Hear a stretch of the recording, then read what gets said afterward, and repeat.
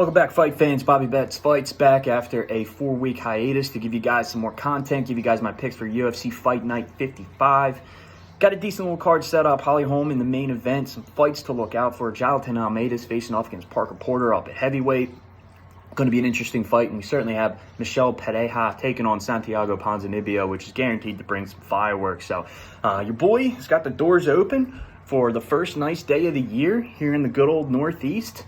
So we're going to go ahead with the tropical vibe, get the straw hat on, maybe whip up a few cocktails, sit down at 4 o'clock and start to watch these fights. And absolutely we are going to have some money down, some wagers. Kept the elbows tight on this one, to be honest with you. Not too many sexy picks, a lot of chalk, but I got a little something for everyone. I got props, I got straight play, I got parlays, I got Hail Mary parlays. Whatever you want, Bobby Betts has it. I got the goods. So let's start it off, and I'm just going to go ahead and give you guys my reasoning behind some of these picks. I'm going to try to keep it short, concise, and sweet.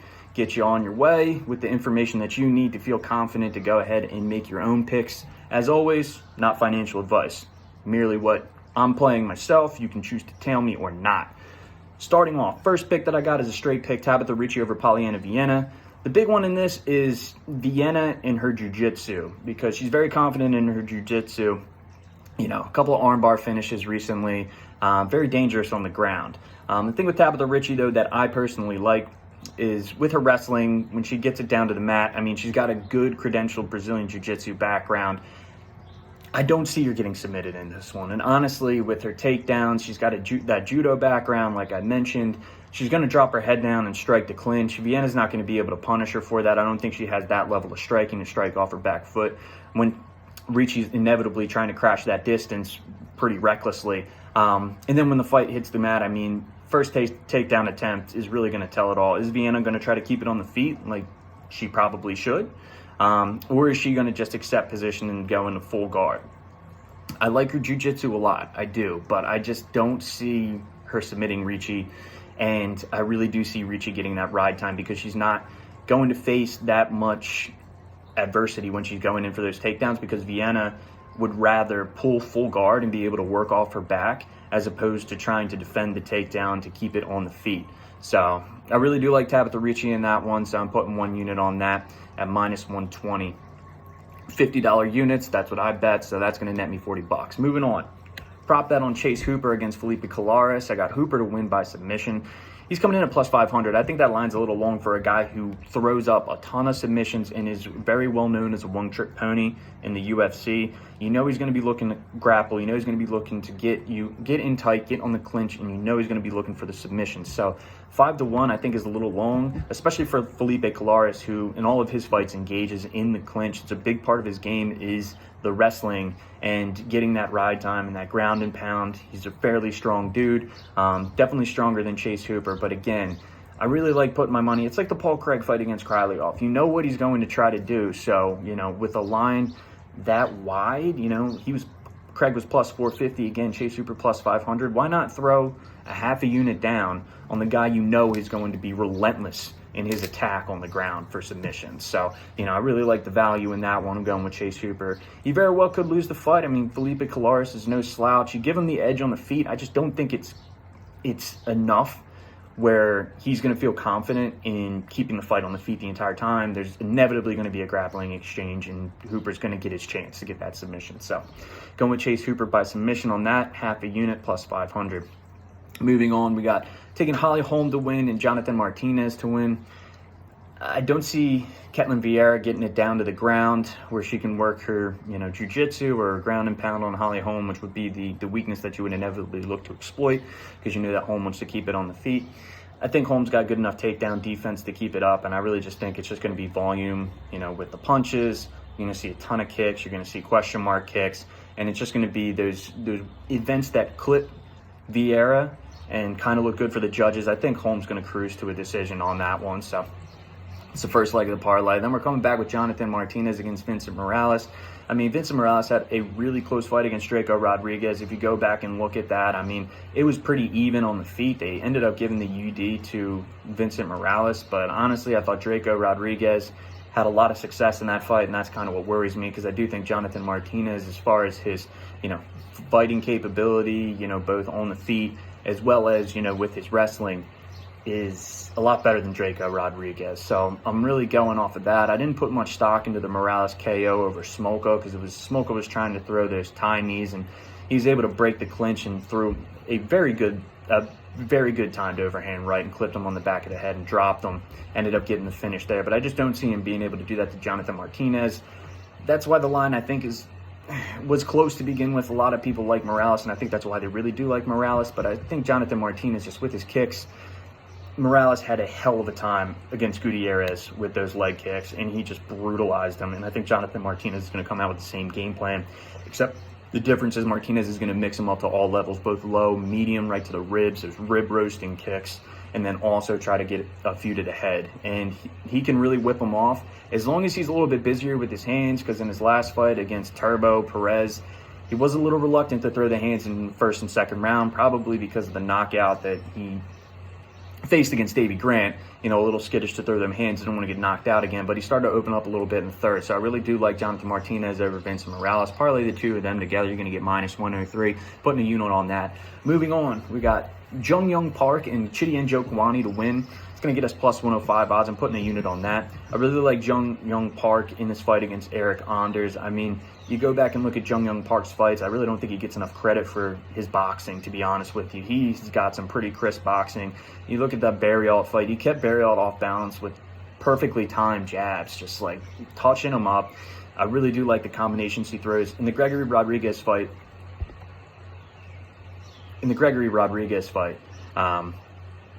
he was close to finishing him off. I mean, he had Rodriguez on the ropes. I think the worst thing that he did was trying to jump for that and cinch up that anaconda choke when Rodriguez went in for a shot, because he went in for a shot after he was getting battered. He's hurt. He should have kept it on the feet and just tried to finish him there. He ended up hurting him again and having him up against the fence, but Rodriguez just threw one punch and clipped him, and then he just emptied the gas tank, went for broke, and lit Park up, and the fight was stopped. But there's a lot of good things to pull from that fight. There's a lot of good things to pull from Park and his other loss to Anthony Hernandez, where he defended a ton of takedowns, did pretty good in the clinch. On the feet, he was touching up Anthony Hernandez, and then just Fluffy's gas tank, which is just relentless, finally got to him. And he was able to get in, and I believe he submitted him as like a rear naked choke or maybe a Darce, I'm not sure. But again, those are positives that I'm pulling from losses. And Eric Anders, I don't think he has the boxing to stand with Park. I think Park's going to touch him up with the significant strikes. I wouldn't be surprised if the first round was just such a wide margin for Park on the significant strikes. The only advantage that Anders has in this fight is the punching power, to be honest with you. And I just think Young's going to move too much. He's going to make him a tough target to hit. Anders is going to get frustrated. He's going to try to clinch. If he does take him down, Park's going to get right back up, and then Anders, that gas tank, is going to fade in the second and third, and Park's really just going to take over. So I really do like him a lot in that fight. So I'm taking Park to win, and Njokuani over Dusko Todorovic.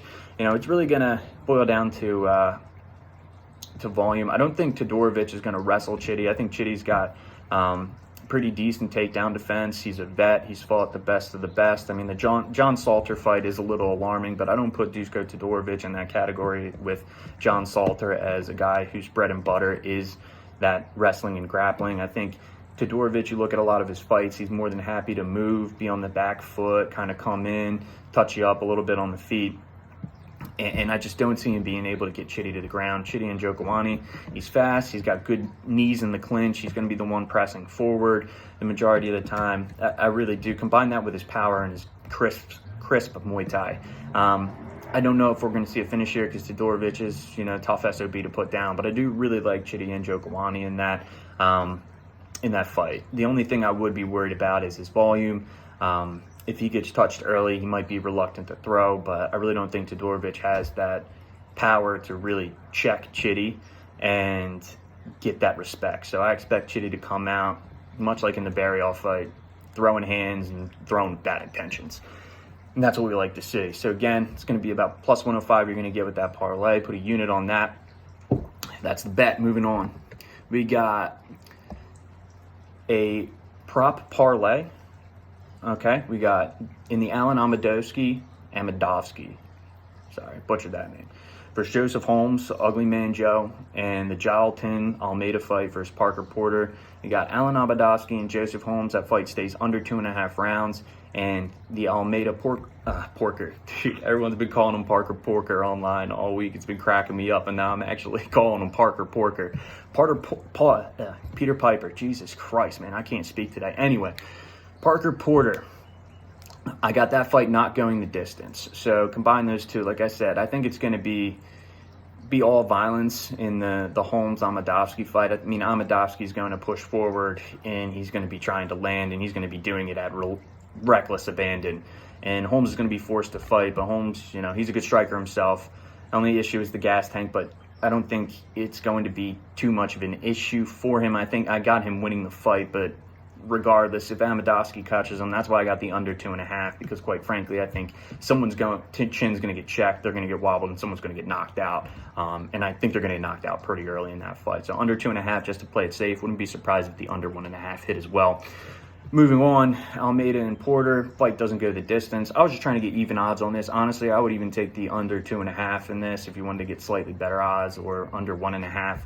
A lot of people like Porter in this fight because he's a heavyweight man. They're like, oh, he's going to be so much heavier than Almeida, and Almeida's not going to be able to handle him. Listen, Almeida's a genetic freak, okay? This dude's somehow makes 205 and is like 6'6" and just chiseled from rock. And he's explosive as all hell. And yeah, he doesn't have the greatest stand-up, but man, he can throw 1 or 2 punches crash distance and just power double his way on just about anyone. And I really don't think 50 extra pounds is really going to matter, because as soon as he gets him down once, I really think he's going to have such a huge advantage just moving through positions on the ground, transitions. He's going to be a step ahead of Porter, and Porter's going to find himself in an awful position on the ground to either get choked out or he's just going to get ground and pounded into a TKO. That's honestly how I see that fight. I mean, everyone's saying Almeida could gas if Porter can outlast him. I don't think that's even going to be something that we see in this fight. I truly do believe Almeida, even though he's coming in at like 228 and Porter cut down to 265, so he's really going to be coming in closer to like 270, 275, maybe even more, closer to 300. I really don't think it's going to matter that much. I really do like Almeida, and the odds like Almeida too. That's why he's minus 600. So I got that fight not going the distance. That'll get us just about even at minus 105. Put a unit on that. Then another prop bet, Almeida to win by TKO or KO. That was plus 225, so I'm putting a half unit on that.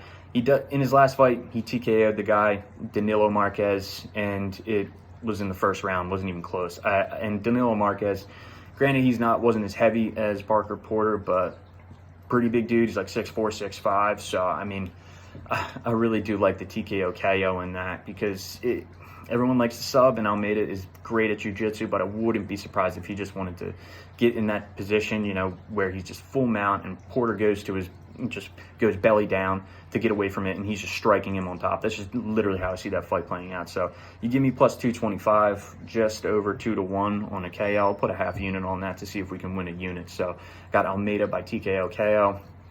And then moving on, got Almeida again just to win straight out on the money line. This was an early bet that I put in. And then Omar Morales to beat Euros Medic.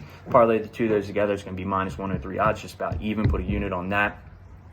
And again, I tried to diversify a little bit on this one, but ended up going a little heavy on Almeida. So we might have to go back and put a little hedge on that, because I am starting to realize that I'm a little overexposed.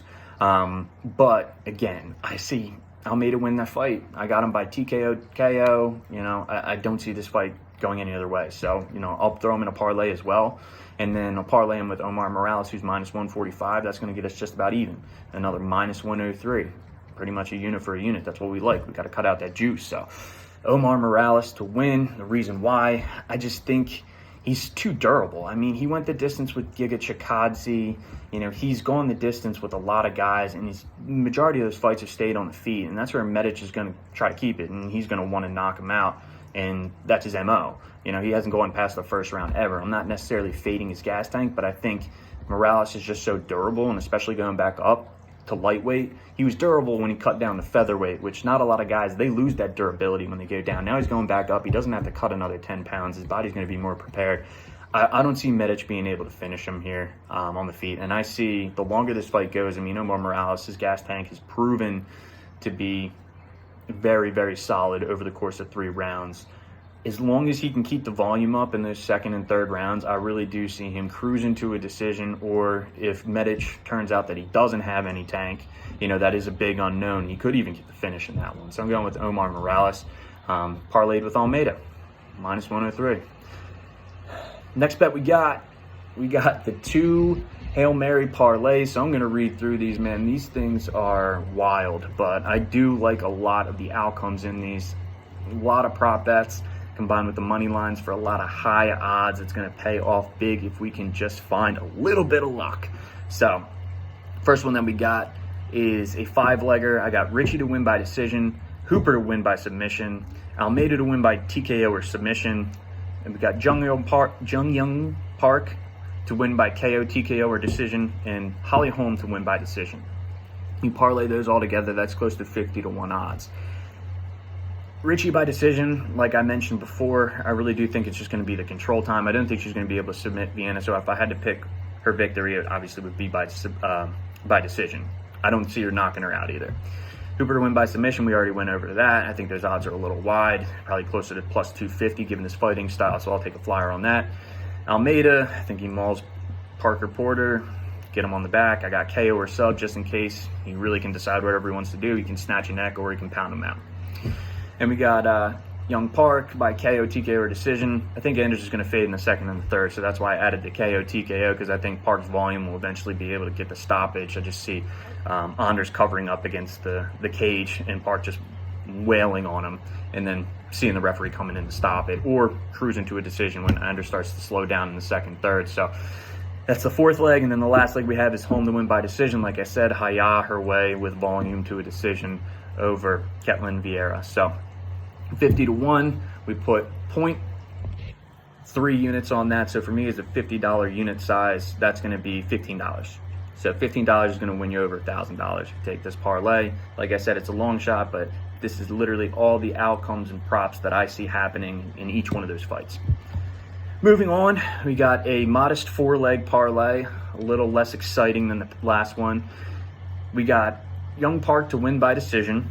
We got Ponzinibbio to win outright money line. We got Elise Reed to win outright money line, and we got Joseph Holmes to win outright money line. So a little bit more conservative on this, not taking the win and the method of victory for a lot of these, except for Jung Young Park, who I do think can win by submission and will win by decision, who will win by decision. And then Ponzinibbio against Michelle Pereira, I think Pereira is going to fade like he did against Nico Price, and Ponzinibbio, unlike Nico Price, I think he's going to be able to keep it at distance when he's touching him up and know when to go in for the kill. Savvy veteran. I can see him ending the fight in the 3rd or stealing a decision when the tides start to turn in the 2nd round. Ponzinibbio is going to be in Michelle Pereira's face. I don't think Ponzinibbio, if he does get clipped, isn't going to be, on his back foot. Like, Michelle Pereira is going to have to knock him out pretty cold. I think Ponzinibbio has fought hurt before. He can get clipped and get buzzed a little bit, but he's going to be right back in Pereira's face, and that's something Pereira is not used to. He relies on those crazy techniques and explosive techniques that use a lot of energy to really gain the respect from his opponent and kind of shy them away from throwing, and I don't see that happening against Ponzinibbio. So I'll take a flyer on that, throw it in a parlay with a couple of legs. Ponzinibbio win money line outright. And then Elise Reed, she's got better striking than Sam Hughes. Sam Hughes is going to just try to just force feed takedowns, and she does not have great takedown offense. She can take people down when they get tired, like against Estela Nunes, but she's just going to be spamming takedowns. She did the same thing against Luna Lockbani. I got Elise Reed, who's got decent takedown defense. She makes a lot of mistakes, and you can hear the commentators, especially when you got someone on the mic who has wrestling credentials like, Cormier or, Dominic Cruz even talk about how, when they're transitioning, when someone transitions to a single, she's trying to grab this overhook and work one side and eventually just get slid to the ground. I think that was in the McKenna fight. So she does make mistakes, but Sam Hughes doesn't have that wrestling technique to notice that. Honestly, she just kind of pins you up against the cage. She tries to slide the butt out every single time. And Elise Reed should be able to notice that and defend that. So, and then if it stays on the feet, Elise Reed's got a heavy advantage against Sam Hughes in that department. So I'm going to go with Elise Reed on that one. And then Joseph Holmes, like I said, Amadovsky is going to be a wild man. I think Holmes eventually is going to be able to touch him up and pick him apart with pretty decent Muay Thai. He's also huge for the weight class, and Amadovsky is kind of small for the weight class. It's going to be a huge reach advantage for Holmes, which I think that's close to an 80-inch reach over Amadovsky. So Amadovsky's going to have to get inside, and you best believe he's going to recklessly run inside, and I just think Holmes is going to catch him at some point. So I got Holmes winning that fight. You parlay those together, 12-1 odds. I put 0.2 or 1/5 of a unit, so that's about $10. And that'll net you over $100 return with the 12-1 odds. So that's the full card. That's my breakdown. Those are my reads that I'm making. Like I said before, Bobby Betts fights cracked 20 units again. We went up, we went down a little bit. Now we're back up, baby.